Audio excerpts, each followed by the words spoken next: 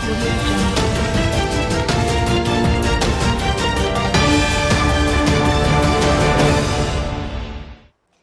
pagi, kembali lagi bersama saya Leni Kartika dalam Exco Features News. Berikut adalah berita seputar dolar dan emas untuk hari ini. Kurs dolar Amerika Serikat tergelincir di akhir perdagangan Selasa waktu setempat atau Rabu waktu Indonesia bagian Barat.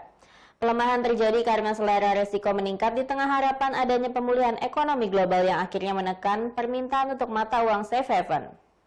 Pada hari ini Rabu 3 Juni 2020, indeks dolar yang mengukur greenback terhadap 6 mata uang utama lainnya turun 0,16% menjadi 97,6758. Pada akhir perdagangan New York pada Selasa, euro naik menjadi 1,1171 dolar dari 1,1132 dolar di sesi sebelumnya. Sementara pound sterling Inggris naik menjadi 1,2541 dolar dari 1,2493 dolar di sesi sebelumnya. Dolar Australia naik menjadi 0,6887 dolar dibandingkan dengan 0,6798 dolar pada sesi sebelumnya. Dolar Amerika Serikat membeli 108,71 yen Jepang lebih tinggi dibandingkan dengan 107,59 yen Jepang pada sesi sebelumnya.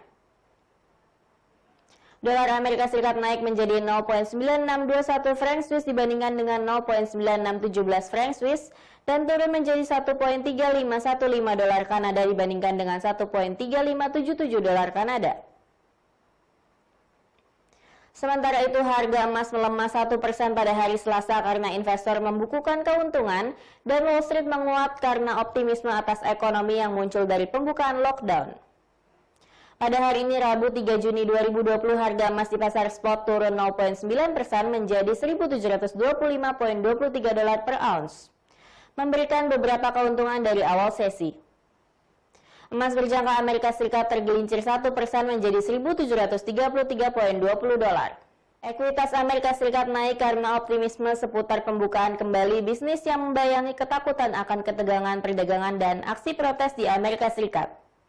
Namun tren emas secara keseluruhan adalah positif, kata para analis, dengan logam tersebut telah naik lebih dari 18% setelah menyentuh level terendah 4 bulan mendekati 1.450,98 dolar pada bulan Maret.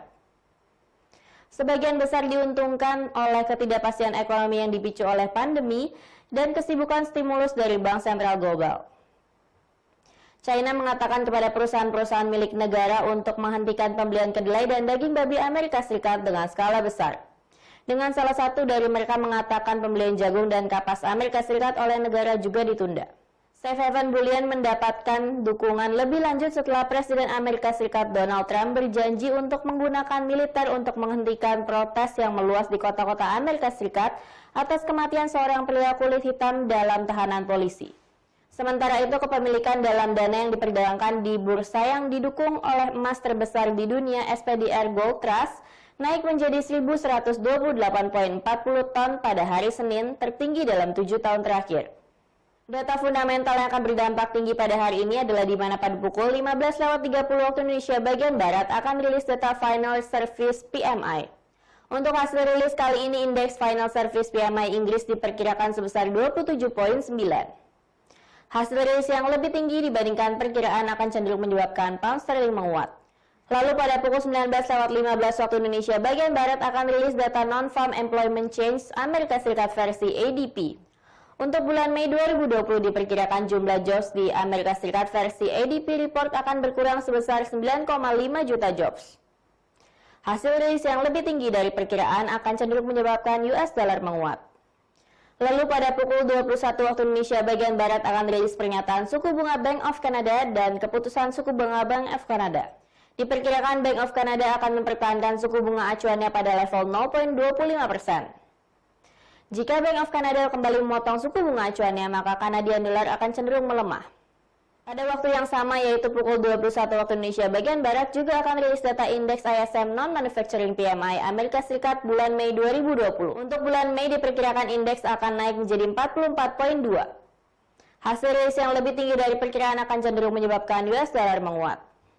Lalu pada pukul 21.30 waktu Indonesia bagian Barat akan rilis data persediaan minyak mentah Amerika Serikat. Data persediaan minyak kali ini diperkirakan turun dari 7,9 juta barel minggu lalu menjadi 3 juta barel.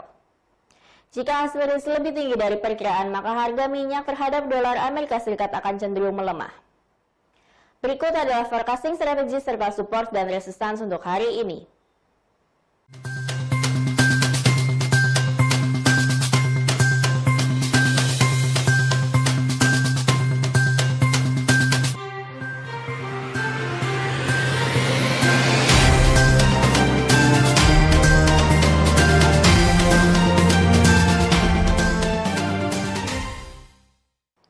Sekian berita untuk hari ini, terima kasih atas perhatian Anda dan sampai jumpa.